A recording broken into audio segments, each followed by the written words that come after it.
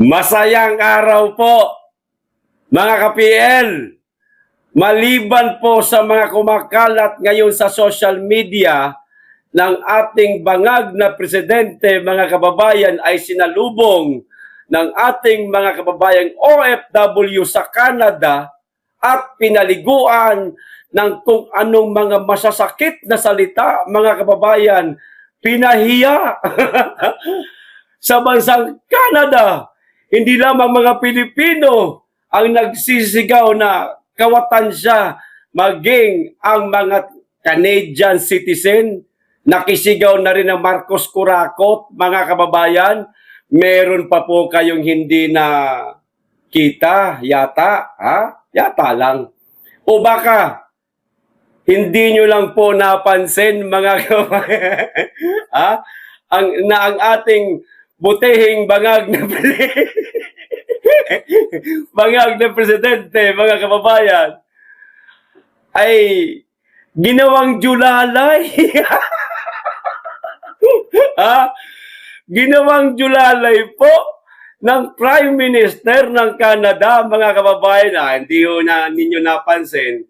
O baka akala ho ninyo natural lang o ginusto niyang gawin ito. Pero kung iisipin po natin, bakit siya ang gagawa nito? Gayong meron namang mga bodyguards, syempre, itong Prime Minister ng Canada, bakit siya ang gumawa?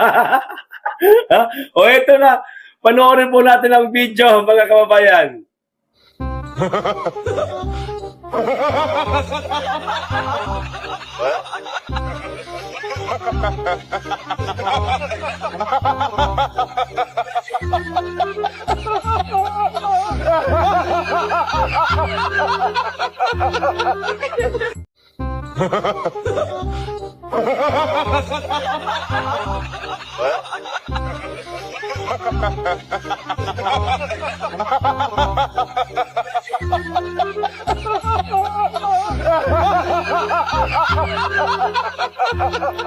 Nakita nyo na, maliban po sa siya may hawak ng payong para payungan ang Prime Minister ng Canada, pinaprank ho siya ng mga kababayan nating OFW. Kunwari, sa kanya po itututok yung kamay para kakamayan siya, sabay akmang makikipagkamay na rin yung butihing bangag na presidente.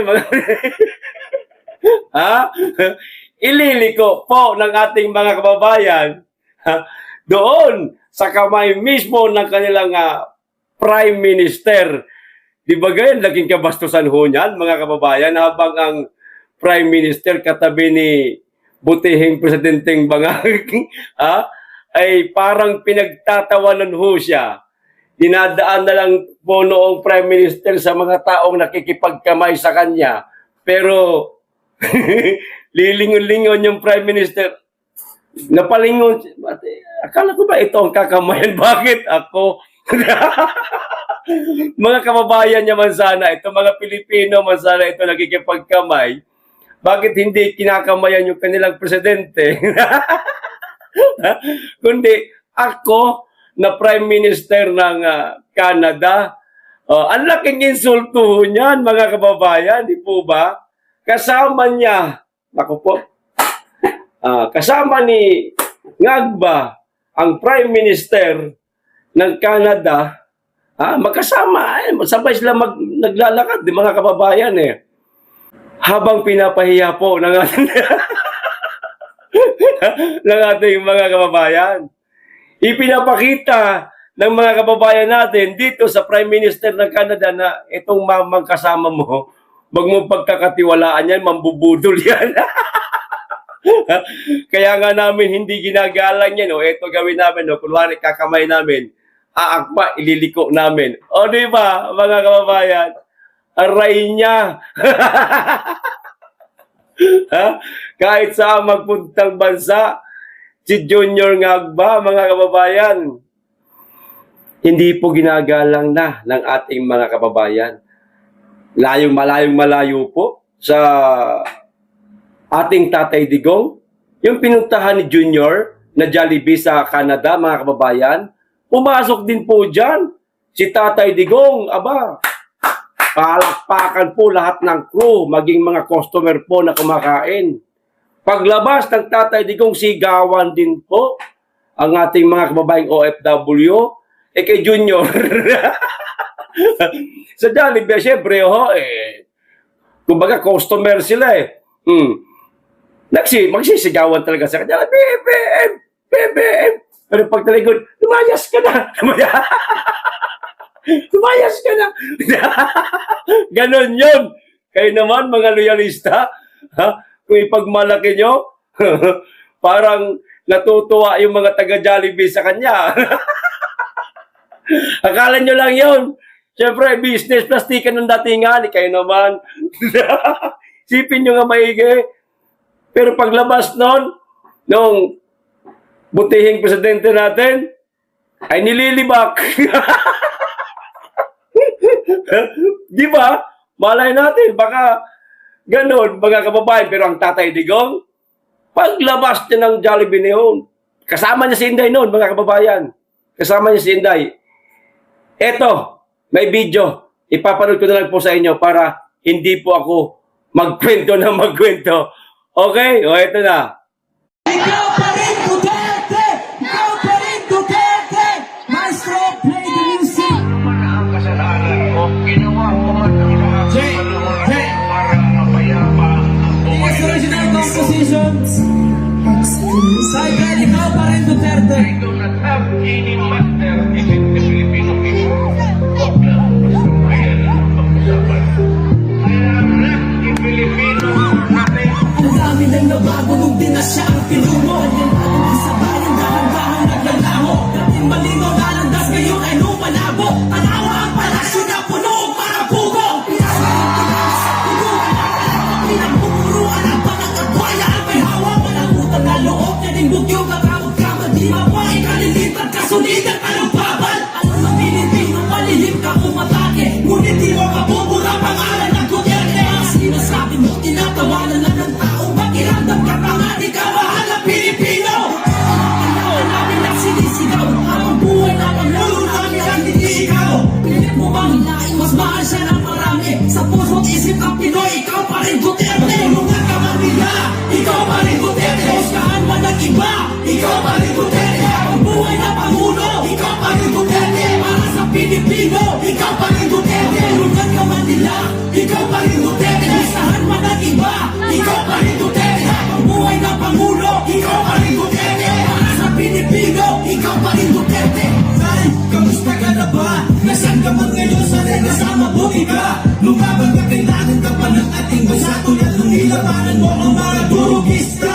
Pilit ka magsirain sa mata ng mga tao. Tinurin mong kaibigan, sinutay sa'yo ay kaso. Kakalang pantayan at dinanapan ka ng butas. Binigyan mo ng tiwala, binigyan ka niya ng posa. Sinrego, inisahan at ipinagkanulo. Malaking sinamantala nila ang kahinaan mo. Halos kalat ka rin ka na ng mga taong abusado. Alipin ang pera tuhaw sa posisyon at tono. O, di ba? Ang layo ng diferensya, mga kababayan.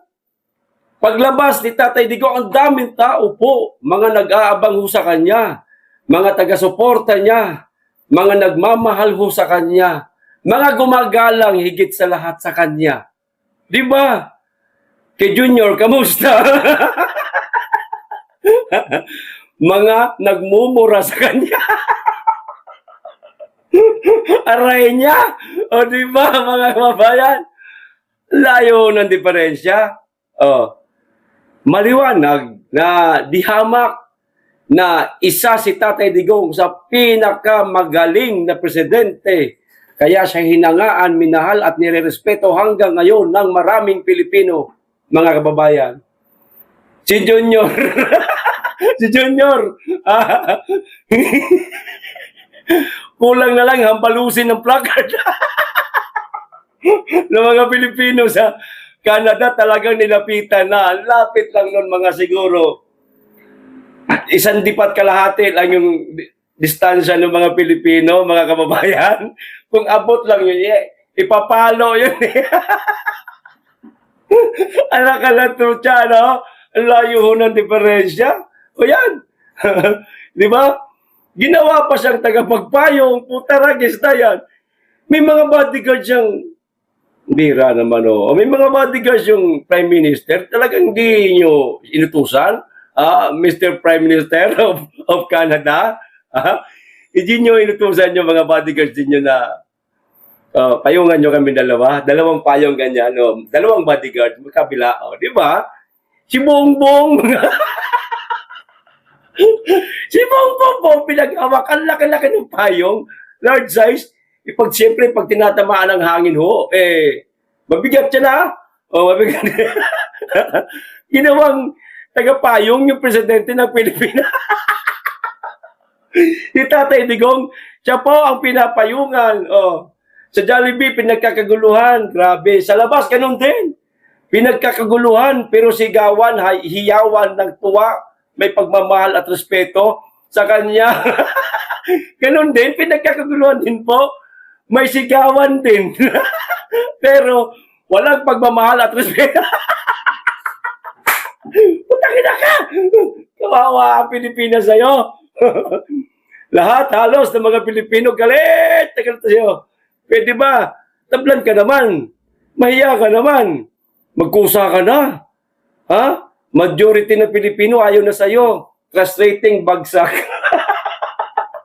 Mga kababayan, performance ratings bagsak. Wala.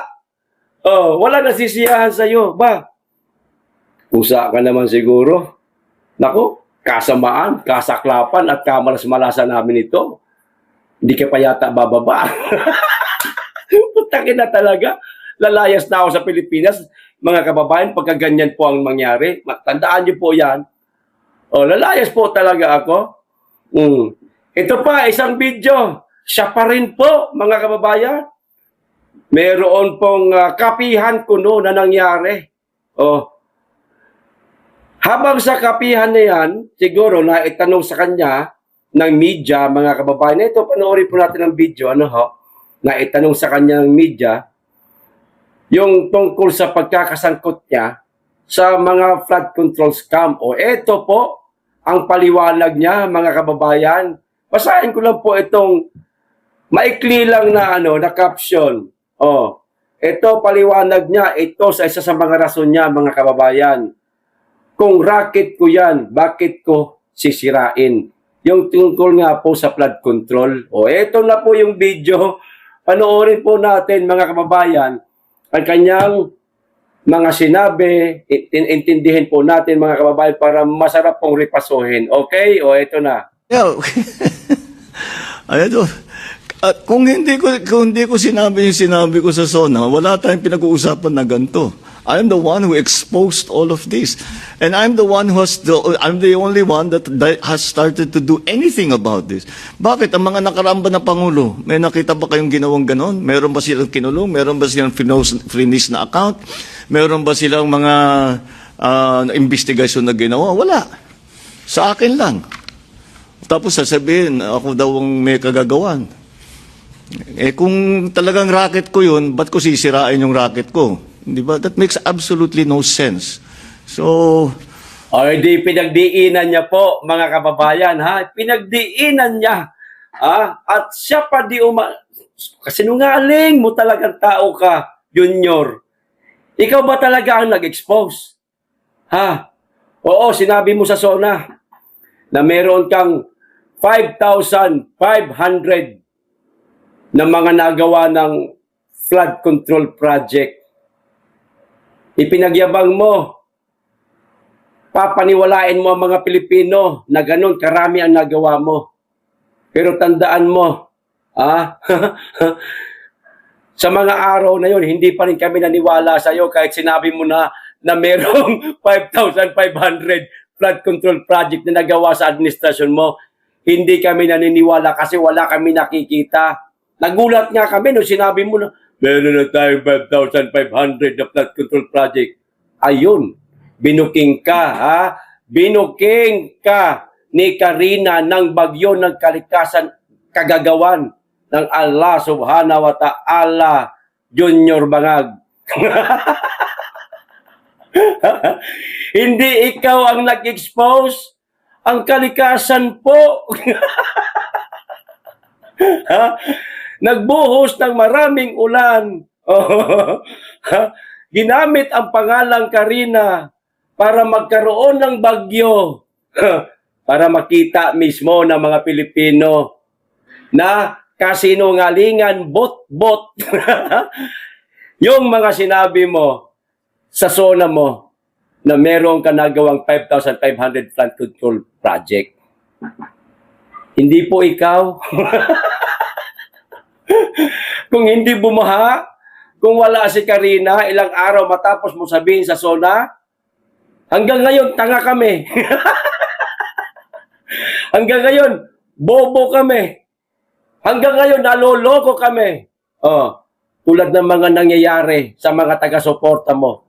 Alam nang merong katiwalian na nangyayari, korupsyon, BBM pa rin. Di ba, mga kababayan? Buti na lang, nariyan talaga ang tagapaglikha na Allah subhanahu wa ta'ala, mga kababayan, nakatingin sa atin. Kaya wag po tayong mawalan ng pag-asa, ha, na tawag nito, na wala na tayong pag-asa sa ating bansa na babago pa ito. Oh, at makahanap ng isang leader na kagaya ni Tatay Digong. Huwag po tayo mawala ng pag-asa, darating at darating po. Hindi po tayo pababayaan ng Allah subhanahu wa ta'ala, mga kababayan. Hindi po tayo pababayaan, mahal niya po tayo. Nasa tamang timing lang po talaga. Kailangan lang natin na kausapin si Inday Sara. Yan lang, maniwala ho kayo, mga kababayan. Ano ho? Yan lang po.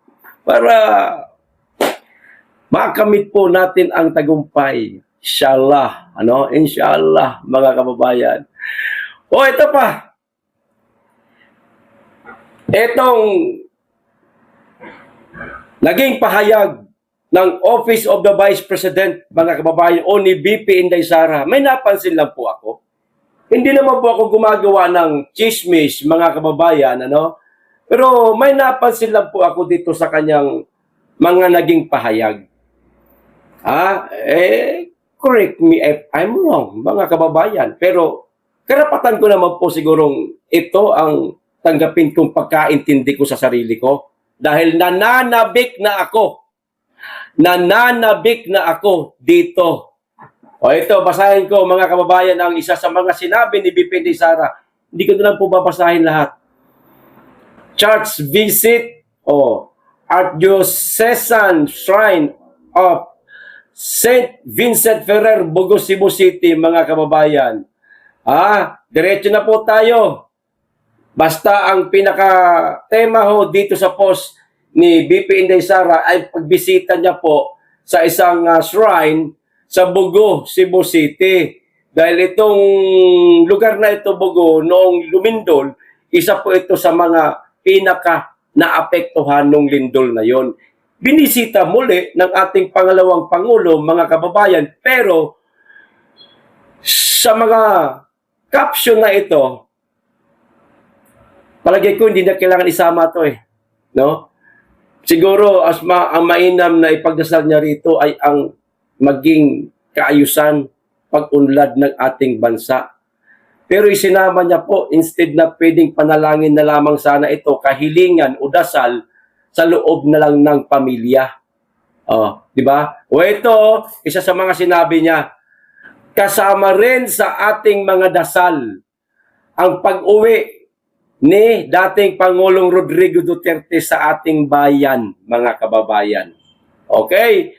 Maging ang tuloy-tuloy na pagbangon ng Bugos City mula sa iniwang pinsala ng malakas na lindol sa lugar noong nakaraang taon. Yan, mga ganyang tema lang sana, pero isiningit niya po talaga, mga kababayan. Ito, di ba, napansin po ninyo, ang pag-uwi ni dating Pangulong Rodrigo Duterte sa ating bansa. Ang pagkakaintindi ko po rito, mga kababayan, kasi nga, sabi ko nga kanina, nananabik lang talaga ako at gusto ko talaga itong mangyari na makauwi na si Tatay Digong. Kaya ang tinatanggap sa sarili ko, dito sa sinabi ni BP Inday Sara na papauwi na ang ating Tatay Digong. Yun po dahil po yan sa aking pananabik siguro, miss na miss ko na talaga si Tatay Digong. Kaya yan po ang tinanggap ng aking puso at naintindihan ko sa binabasa kong ito. Ulitin ko, ang pag-uwi ni dating Pangulong Rodrigo Duterte. Ang paliwanag ko naman, kung hindi pa uuwi ang ating Tatay Digong, sana mayroong karagdagang mga salita ito. Tulad dito, ang sanay pagpapauwi, ayan, kay dating Pangulong Rodrigo Duterte. Sana yung hindi mo pa alam kung saan mo hahanapin para yung mga solusyon para mapauwi mo si Tatay Digong. Yung bang blanco ka pa, sana, ganun ba? Diba, mga kababayan? Pero hindi rin naman po sinabing ang nalalapit, wala naman din pong, ang nalalapit na pag-uwi ni dating, wala rin naman ganoon. Kundi, ang pag-uwi ni dating Pangulong Rodrigo Duterte sa ating bayan. Yun lang po, mga kababayan, yung aking kasiyahan, alam niyo ho yun, na para bagang nagpahiwatig na ang ating pangalawang Pangulo, Inday, mga kababayan, na relax lang kayo, guys. Pauwi na ang ating Tatay Digong. Di ba, mga kababayan? Inshallah, Allahu Akbar. Di ba, mga kababayan? Ipagdasal po natin. No? Kasi tulad ngayon na medyo tumatanda na talagang ating hindi medyo talagang matanda na ang ating Tatay Digong. Kailangan niya na buo ang pamilya niya. Sa kanyang mga natitirang araw. Di po ba may mga sakit na rin Sana, mga kababayan, no? Sana sa atin, sana tayo hindi po natin alam kung ano mga galaw Sila BP Inday Sara, maaring alam na po nila yan. Hindi lang po nila masyado sinasabi. Iyo ba, mga kababayan? Mag-antabay ho tayo. Okay, isa pang balita, mga kababayan, ito huli. AFP. Di ba si Browner, meron siyang speech, mga kababayan. May video nga yun, wag na natin panuorin. Ang pangit naman din po ng mga sinasabi niya, pero ito po ang isa sa mga sinabi niya. Ipaalam ko po sa inyo. Tiniyak ng Armed Forces of the Philippines o AFP ang patuloy nitong katapatan sa administrasyon ni Pangulong Ferdinand Marcos Jr. bilang lehitimong sibilyang pamahalaan at sa saligang batas, mga kababayan. Matindi, AFP binutata ang nang uurot na ilaglag si PBBM. Istoryahe. Nagpapabango ka lang. Kami pa, lolokohin mo na mayroong kunong nang-uurot sa'yo nang huhusga, nang uuto, o nakikiusap na bumaliktad na laban sa presidente mong bangag. Sa palagay mo, mayroong maglalakas ng loob, gayong alam na ng ating mga kababayan na pati di umano ang inyong ahensya. Sangkot. Sabi-sabi lang yon, di ba, mga kababayan? Halos karamihan naman na mga, alam mo yung tikom ang bibig, yung alantarang kumakampi kay bangag, lantarang nagpuproteksyon sa flood control, kayo nakikinabang Halata ho, kilala po ng mga tao kung sino-sino kayo. Kahit sa media, masyadong halata, kaya pala galit na galit sa mga Duterte. Pwede rin pala mahabol pag si Inday Duterte ang naging presidente. Di po ba, mga kababayan, sa palagay ho ninyo, pero maniniwala sa sinasabi nyo na inuuto kayo, inuurot kayo? Walang naniniwala. Pwedeng dinagdag mo lang yan, Browner. Guys, meron po nang uurot sa amin sa AFP na ilaglag na daw namin si BBM. Lokohin mo, lelang mo. Ikaw talaga, Browner, ha? Dami mong alam sa buhay na para ka ng vlogger. Ano meron nang uurot sa inyo? Sino? Yan tahimik nyo nga sa korupsyon eh. Sinasabi nyo na kuno galit kayo sa korupsyon o nagsalita ba kayo? Ha? Tumindig ba kayo sa isang entablado at nagsasabing kaming AFP galit din sa korupsyon? Pangulong Marcos, panagutin mo ang mga sangkot sa flood control scam na ito. Meron bang isang sundalong tumayo sa entablado? Oo, sabihin natin non-partisan sila, mga kababayan. Sabihin na lang natin, hindi pwedeng dapat nasa gitna lang sila. Hindi ibig sabihin, tumayo ka sa isang entablado para magsalita ka, partisan ka na. Corruption po ang pinag-uusapan dito, lahat tayo apektado. Di naman siguro masama, na kahit sa wag na lang umakyat sa entablado. Isang letter na lang. Maglabas na sila ng pahayag. Mr. President, lubos po namin kayong ginagalang at sinusuportahan bilang sandatahang lakas. Kami po'y magpapasailalim sa iyong kapangyarihan pero hinihiling po namin sugpuin po ninyo ang korupsyon. Sana may ganun. Pero wala. Bakit wala? Baka nga kasi sangkot. Di ba? Talaga mga ito. Dami nyo mga pautot. Pati si Junior, inuuto ninyo. Uto-uto. Sabagay, uto-uto man. At saka, naintindihan din namin, Tito Browner. Tito ng puta. Tito Browner, naintindihan po namin kasi malapit na po kayong magretiro. Itong July, magre-retiro na di umano kayo. Sayang din naman po ang karagdagang star. Kapag di ba, mga ganyan naman po ang mga ang mga magre-retiro, madadagdagan po ng isang ranggo, mga kababayan. Sayang nga rin naman po. At higit sa lahat, ang benepisyo mawawala.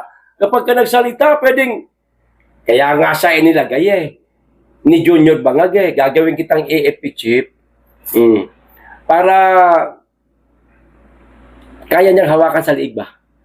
Sige, paritiro ka na. Subukan mo. Subukan mo bumaliktad. Paritiro ka na. Pwede kang hindi maritiro, pwede kang matanggal sa serbisyo, wala kang matatanggap na benepisyo. Para kang nabuhay sa mundong ito na nagserbisyo ka na wala kang pakinabang o wala kang mapapakinabangan pagdating ng araw na magre-retiro ka. Parang gano'n, di ba? Pwedeng tinakot. Sige, subukan mong bumaliktad. Baliktad din lahat sa'yo. Ayan. Tahimik. Wala silang salita. Tapos ngayon sasabihin nilang inuurot sila. Unggoy.